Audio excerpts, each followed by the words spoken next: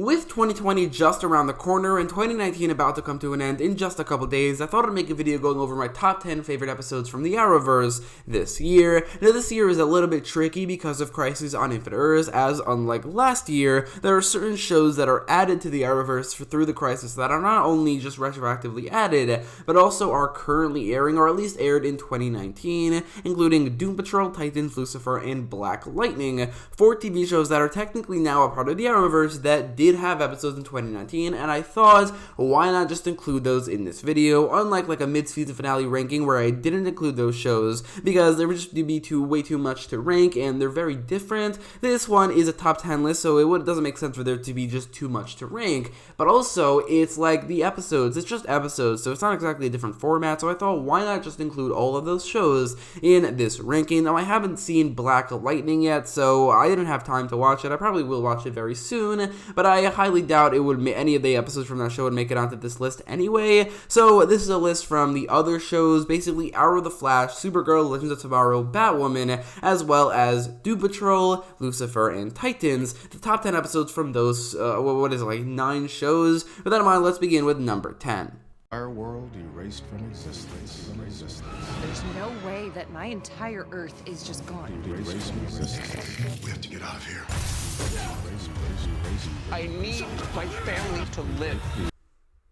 Arrow managed to produce one of its best seasons in a very long time, one of the now 4 good seasons or great seasons of Arrow, and this second episode I thought was really, really great. It's got a lot of great homages to season 3, even though that's not exactly my favorite season, it still was definitely cool, a cool setting, Hong Kong, and the reintroduction or the return of Katana, but I think it's mainly Laurel's storyline with the emotion behind her world being destroyed and her reacting to it that really elevated this episode, that made it really emotional, so I think that this episode just barely managed to make it into the top 10 list.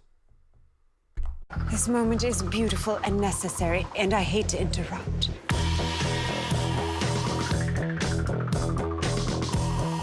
If stupidity were a superpower, you would be goddamn Superman.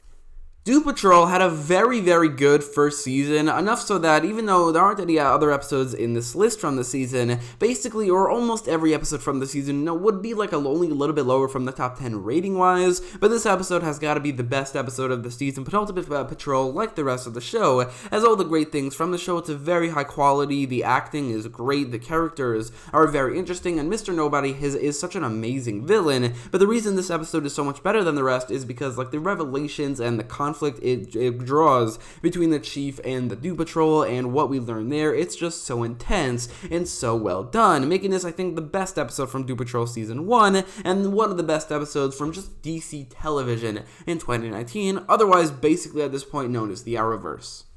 You think I'm trapped in some alternate reality? You look like you've seen a ghost. I almost died. You don't remember? I remember it differently. The monitor has done something to my memories.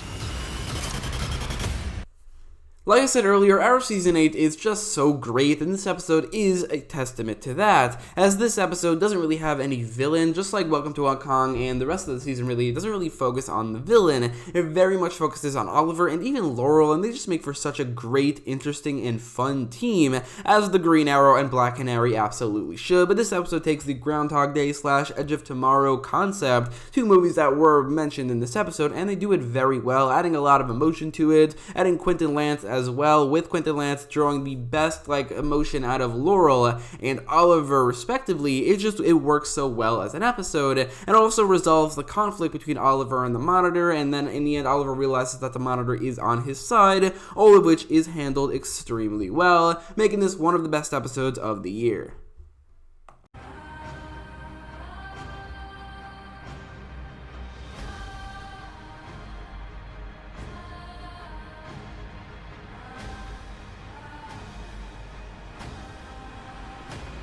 Now, admittedly, I really haven't seen this episode in a very, very long time. However, I do remember when it came out, really liking it as just the finale to this season, which was in itself a very good season, much like Doom Patrol. Even though there's no other episodes from the season on this list, not a lot of them would be that much lower ratings-wise from number 10, but this episode in particular was really, really great. It's got a lot of great just conclusionary elements to it, to the show, with the relationship between Lucifer and Chloe, and the ending where he goes back to hell and becomes the king of hell. It's all really, really cool. It definitely gets me excited for the next season, and it's just a very good finale / just episode.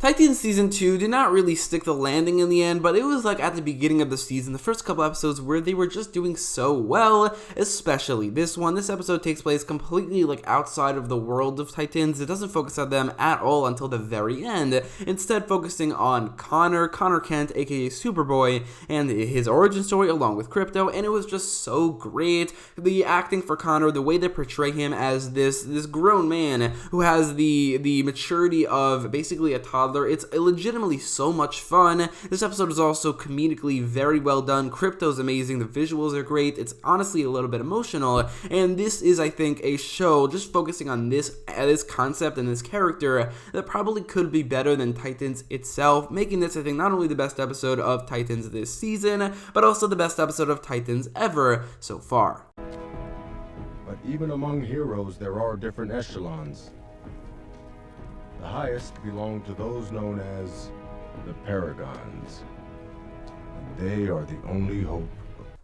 Like I've mentioned twice already, our Season 8 is such a great season, but I do think, even though there are still 3 episodes left, Episode 1 of the season is still probably the best episode, as it just does everything it's trying to do so well. Oliver goes to Earth 2 to help the Monitor, which not only is the crisis setup and just the fact that he went to Earth 2 just really cool and really interesting, but also they handle all the homages, the recreation of certain elements and events in Season 1 so well. Also, the reintroduction of Laurel, which you probably notice I mentioned both times I mentioned Arrow so far, was just such a great reintroduction and reinvigoration of the Black Canary character. But I do think the reason it's better than any other episode of the season is because the crazy twist ending of the destruction of Earth 2, a universe that not only did I think was completely safe, but also there's no way I knew the crisis was going to begin until the crisis began with the crossover, so that was a crazy ending in an amazing episode in my opinion. He's spreading his infection.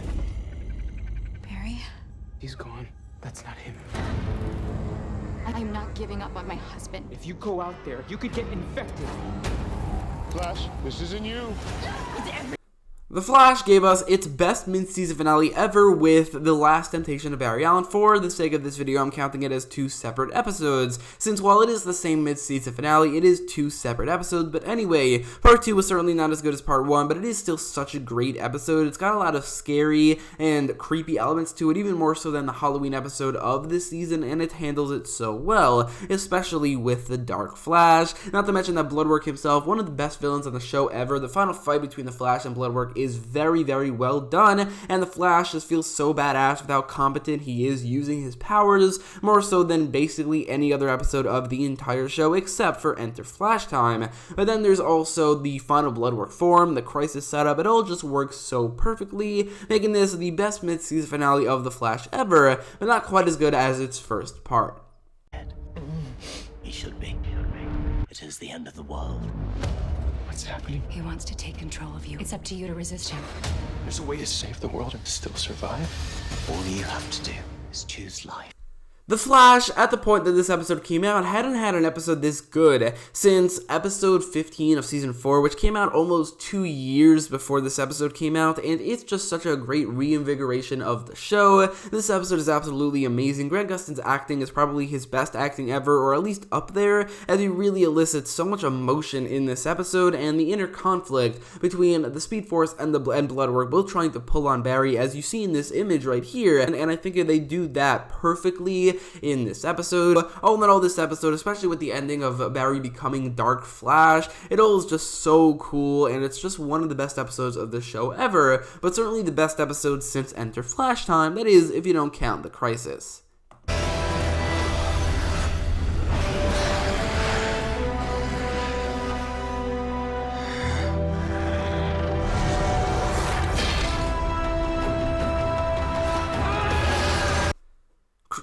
Crisis on Infinite Earths is one of the best things to ever happen to the Arrowverse, with the improvement on Arrow Season 8 and The Flash Season 6 through the Crisis setup, but also with these episodes. 2 out of 3 of the Crisis episodes are absolutely amazing, and Part 1 itself is one of those episodes. Part 1 is just so great. I think there are 3 main reasons why it works so well. First of which is that it's so much fun, more so than literally any other episode in the Arrowverse. This episode just feels like the Justice League teaming up. You got the Flash, Superman, Supergirl, Green Arrow, another Green Arrow, White Canary, the Atom, and even Harbinger and the Monitor. It just feels like the Justice League is here. The previous contender for this was Elseworlds Part 1, but this, also Part 1 of a crossover, is even more so, though that's one thing. It's just so much fun, and the Justice League teaming up is great, but also the stakes are so high, since nobody is safe, anything can happen, and anything does happen. Earth-38 dies, Green Arrow dies, and all the stakes work so perfectly, and when it comes to Green Arrow's death, it worked so well as shock value the first time I saw it, and the second time I saw it, the second time I watched the episode,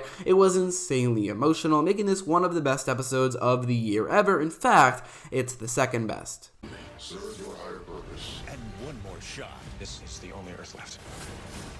It's time for Flash to vanish. Crisis on Infinite Earths. The CW's crossover event continues tomorrow at 8/7 Central. Saving the best for last, this episode is the last episode that DC released from the Arrowverse this year, and it's also the best one, as this is more than anything the Infinity War of the Arrowverse and the Infinity War of the Crisis, and it works perfectly. There's obviously the ending cliffhanger, which is absolutely insane. The destruction of the multiverse, something that even the original Crisis didn't do. This one goes further than that, and there's only the Paragons left, with the cherry on top of Superman being replaced by Lex Luthor, which basically solidifies Lex Luthor as one of the best villains in the Arrowverse ever. But also there's the cameos, there's a lot of great moments. There's the death of the Earth 90 version of the Flash, and a pretty intense scene before that where Barry from Earth 1 is about to do it, about to sacrifice his life, but then the Earth 90 version Barry just jumps in, steals his speed, and does it himself, which is not only a very intense moment, but also it's very emotional for the death of Barry Allen from Earth 90. The Oliver Queen storyline is also pretty good. The Lucifer cameo is obviously crazy, and this episode I think is one of the best episodes of the Arrowverse ever, and the best episode from this year as well. As like Part 1, it's a lot of fun, the stakes are certainly there, it's got a lot of great shock value, it's emotional, and it's also absolutely insane. So anyway, that is my list for the top 10 best Arrowverse episodes of 2019. Now, there were a lot of episodes to choose from across a lot of shows, a lot more so than last year, so why don't you let me know your thoughts in the comments down below. What is your top 10 list? I'm guessing it's vastly different, depending on which of the shows you prefer over the others, but let me know in the comments, and if you like this video, make sure to leave a like, share, and subscribe. And also, if this video does well enough, I'm probably going to make a top 10 worst episodes of the Arrowverse this year as well. So, again, if this video does well, then stay tuned for that. But anyway, thanks for watching.